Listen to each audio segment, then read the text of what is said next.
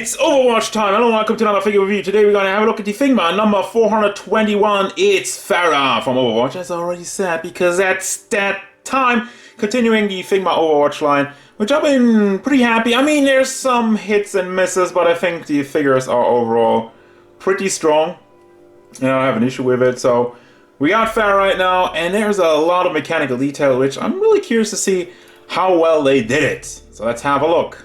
So I finally got her in the standing pose. Kind of difficult without the base because of all the backpack, but that's to be expected. She stands at about almost 16 centimeters really to the tip of the back of her helmet. Well, between 15.5 and 16, I would say, depending on where you look at. So that would mean almost 6.5 inches tall.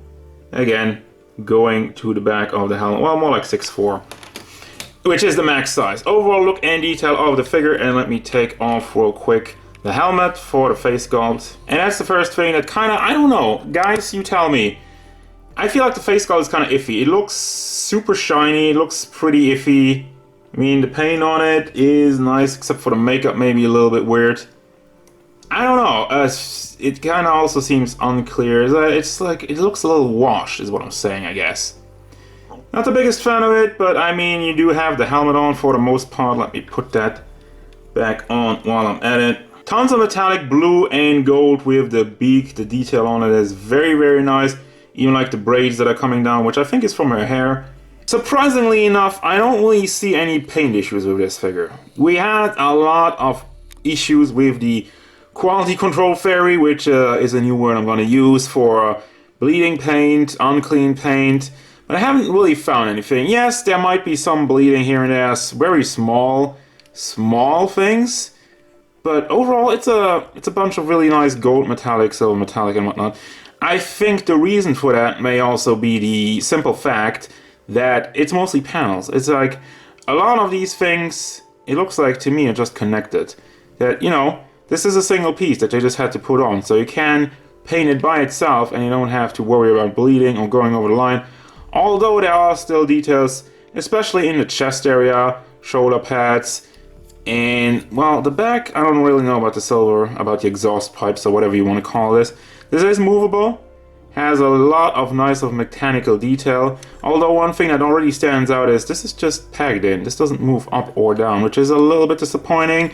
In the back we have the hole for the base and the big jetpack thruster, whatever you want to call it. More details in the back. Arm piece, well, total arm piece, really well articulate today. I know, I just recorded a very long video and I'm a little bit tired, so apologies for that. Going down, crotch piece. She doesn't have a butt because this is serious business, serious armor. No time for sexy parts. More detail in the lines, like all the lines that go down. It's very nice. I dig it. And that's overall makes for a cool design. That's why I really was excited for Pharah, because it makes for a cool design. And good smile, like I always say for Figma. They know they're Animu schoolgirls, they never really go wrong with it. And it's always an adventure to look at something completely different, like a big mecha suit. And I think I'm pretty happy with this one. I guess I'm also very happy about the lack of quality control issues. One thing though, is it just me or is the helmet a little bit crooked? Either that or the face.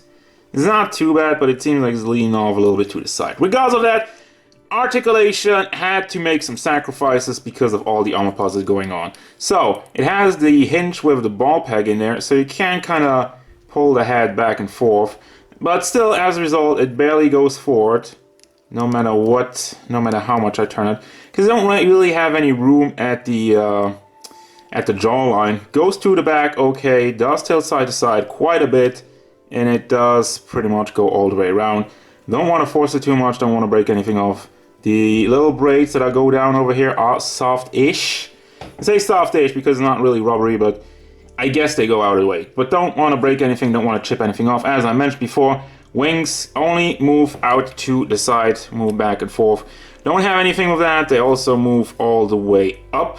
And as I was talking about that, we also have this that's just popping off. For the rockets, my problem with that is it's popping off quite a bit as I'm handling this figure. I think it's not actually tight on this side. Never mind, it is in there, it is pegged in on one side and just kind of slides in on the front. So be careful with that. It does hold on, but it is, you know, not the most stable. The shoulder pads are, from what I can tell, just packed in on a ball, so you can move that up and down, back, forward, and also can rotate it. As far as the motor, that's it basically.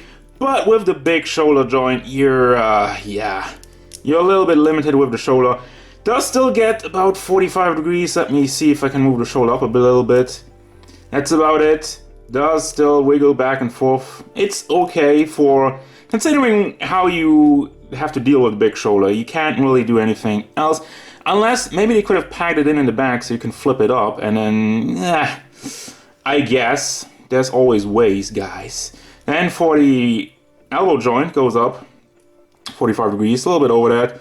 Fist goes back and forth. Rotation is on a ball hinge as usual. Chest area goes forward, just a little bit actually. Goes to the back nicely. Leaves a little bit of a gap, but it's still molded very highly. Does just tilt side to side the slightest, and it does rotate around pretty much all the way. So that's fine for the legs. They don't really go out because of how it's molded over here. You can't really do anything about that. Does go forward and does go to the back. Can you pull this down or not? No, I don't think so. Can rotate it over here. And I like that they covered up all the articulation with like the plastic. And one thing they did kind of screw up though, just a tiny detail I think. The ball hinge in the shoulder, one side is shiny and the other side isn't, which I don't really get. Why is one shiny? Not the worst thing in the world. Like I said, you can also rotate at the thigh. One ball hinge at the knee. They could have done a double with the knee pad, just an idea. And the foot goes forward, goes to the back, does tilt side to side. And we do have a stiff toe hinge that doesn't want to work right now. There we go, toe hinge. And that's it. For your accessories, we got quite a bit of stuff to go through over here. She has a really nice amount of hands, just like the straight hand. Holding hands.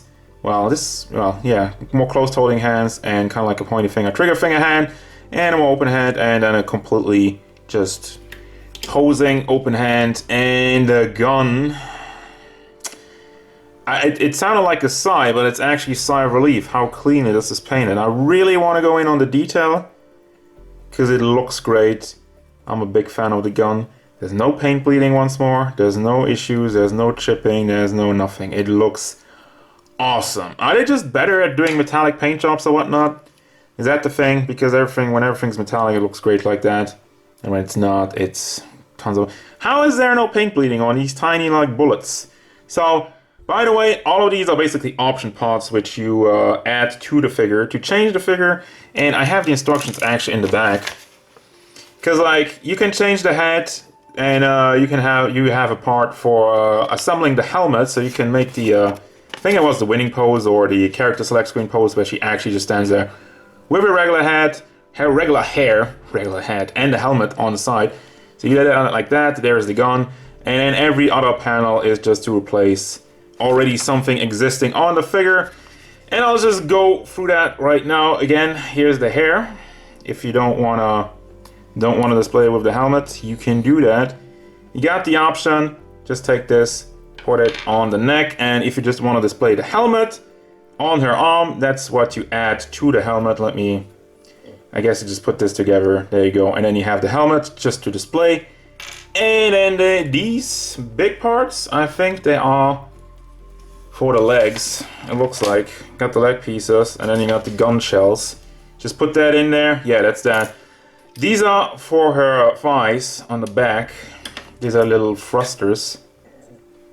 Put that, I think over there, yeah. And then you have the thruster.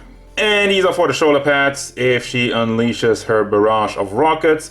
We don't have a rocket effect or whatever. We don't have like smoke coming out of her shoulders. I guess you just gotta have to imagine that. Still, I don't want to complain because the accessories there's quite a bunch. I especially thought there would be less hands because you have all the other stuff.